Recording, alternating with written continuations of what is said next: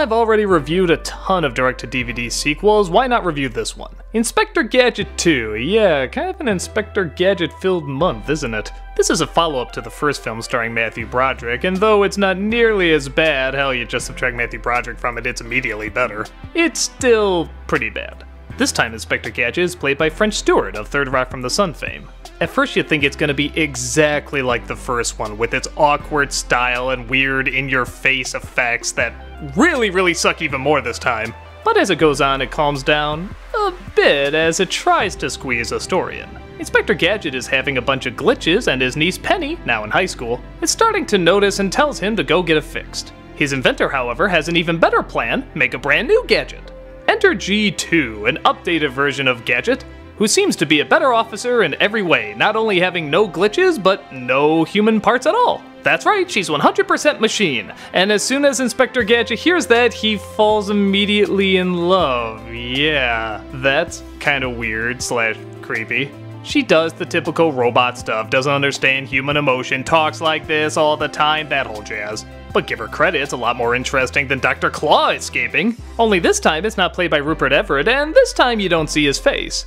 Well, okay, sorta. You see his mouth and his nose, sometimes you see his eyes. Actually, you kinda do see his face, but they at least make an attempt to hide it. This time it's played by some old guy with a really weird voice that sounds nothing like the original Claw, but he has the claw from the first movie, but you don't see his face like the cartoon. It's really kinda confusing. But at least we see Penny snooping around with her dog Brain, and she has the little watch. No computer book, but she has the watch, and they give her a kinda bigger part. Then it's weird because she'll tell Brain to look after Gadget, but, you know, he's a dog, like a real dog, so he can't do anything like what he does in the cartoon, and what is this movie trying to be?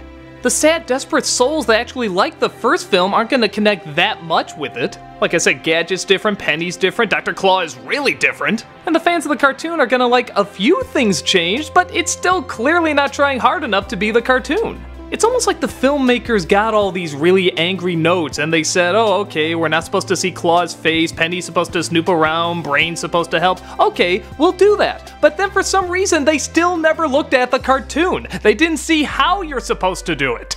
And don't get me wrong, the cartoon's weird. I think it's kind of debatable whether or not it's actually even good, but it was kind of entertaining and interesting and had kind of its own unique formula and its own kind of awkward charm. This doesn't.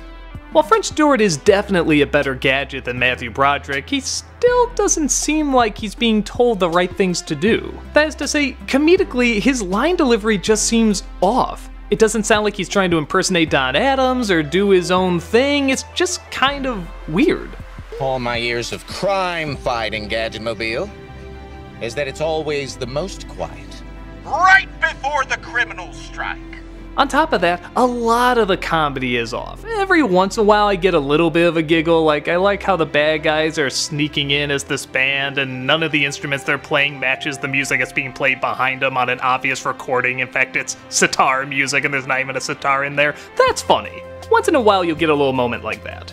The effects are really awful. At the very least in the first film, they tried to mix some practical effects with the CG. Here, it's all CG, and it's we don't give a crap CG. Look at this scene where this rope is supposed to wrap around Gadget. What the hell am I even looking at? It looks like one of those old Marvel hologram cards. It doesn't even look solid. The acting, pretty much from everybody, either ranges from bad to just off. I don't know what direction they were given, but it was always kind of the wrong direction. Everyone says their lines just a little strangely, and that's already made odd by the fact that they already have strange voices. The only time the acting does work a little bit is when French Stewart has to have an emotional moment. I know that sounds strange, and there aren't that many of them, but when he genuinely seems confused or sad or upset, it's done in such a brainless way that he still kinda seems sympathetic. I can't explain it, there's something weirdly genuine about it. Aside from that, I don't know what this film is going for. It'll have the little mad logo like from the cartoon, but even that looks a little different. Why? You have the rights to Inspector Gadget, just go all out there. So okay, is it as bad as the first one? No. There's very few things that are as bad as the first one. The first one was painful. The first one, every single time a joke was made or somebody gave a weird look, it hurt. The first film hurt. This film doesn't hurt, it's just dumb. It's a dumb movie. It'll probably be forgotten the minute you watch it. The first film leaves scars that will never heal.